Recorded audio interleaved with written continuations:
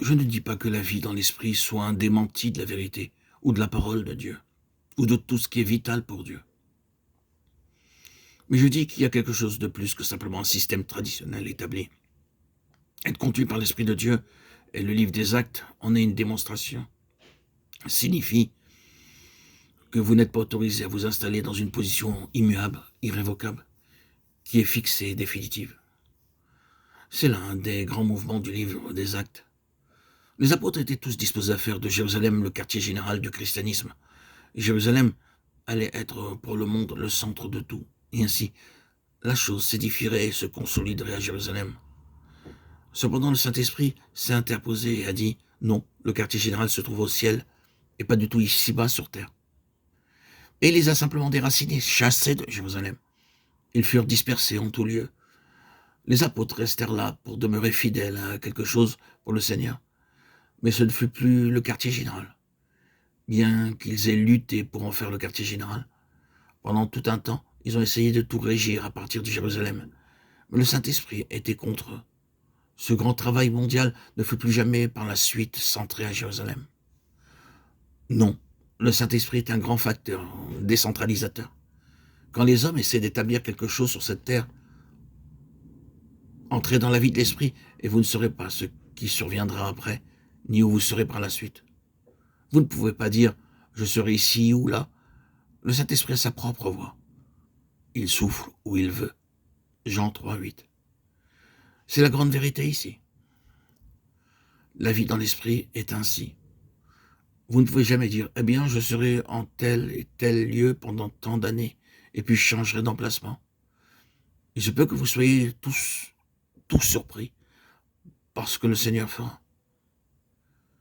Et aux hommes les plus spirituels du Nouveau Testament, leur programme ne leur était pas attribué par avance.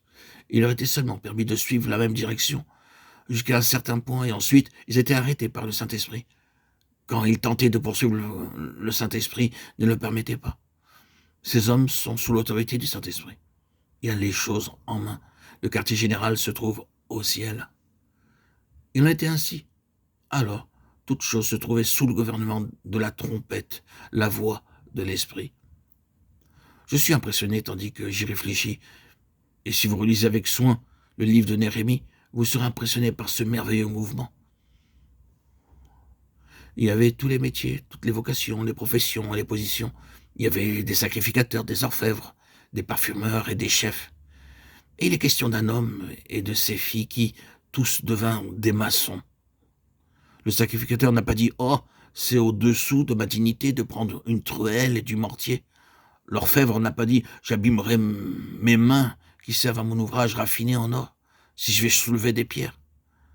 Les chefs ne disaient pas « Eh bien, vous devriez m'accorder une fonction de contremaître.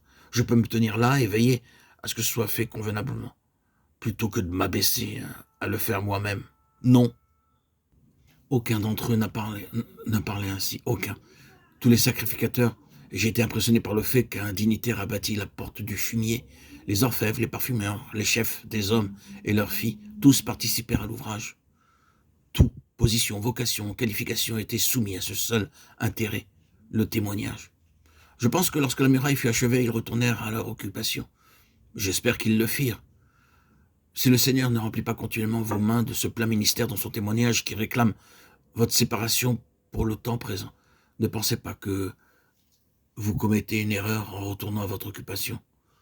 Vous demeurez toujours un parfumeur ou un orfèvre ou tout ce que vous pouvez être. Paul resta jusqu'à la fin, un homme qui fabriquait des tentes.